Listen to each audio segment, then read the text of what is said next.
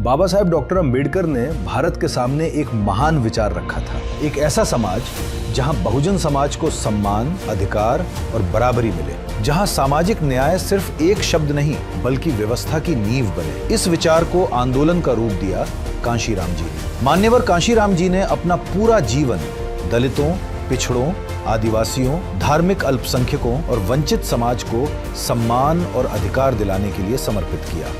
समाज व्यवस्था में परिवर्तन होना और उसके आधार पर जो अर्थव्यवस्था बनी है उसमें परिवर्तन होना, ये बड़ा जरूरी है। जब तक व्यवस्था परिवर्तन नहीं होता है तब तक समाज में परिवर्तन नहीं लाया जा सकता है। 1970 के दशक में उन्होंने बहुजन समाज को संगठित करने का अभियान शुरू किया। समाज के जागरूक वर्ग को जोड़ते हुए उन्होंने एक शक्तिशाली बहुजन आंदोलन खड़ा किया। ये आंदोलन केवल राजनीति नहीं था, ये सामाजिक चेतना की क्रांति थी, एक सपना, एक संघर्ष, एक मिशन, बहुजन समाज की प्रगति।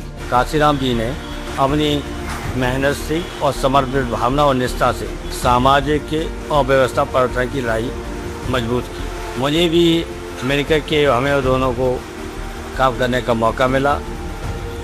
1993 में नेताजी के साथ मिलकर सामाजिक न्याय की राजनीति को एक नई दिशा दी, दलित और पिछड़े समाज की एकता की मजबूत नींव रखी। ये वो दौर था जब बहुजन आंदोलन जन आंदोलन बन गया।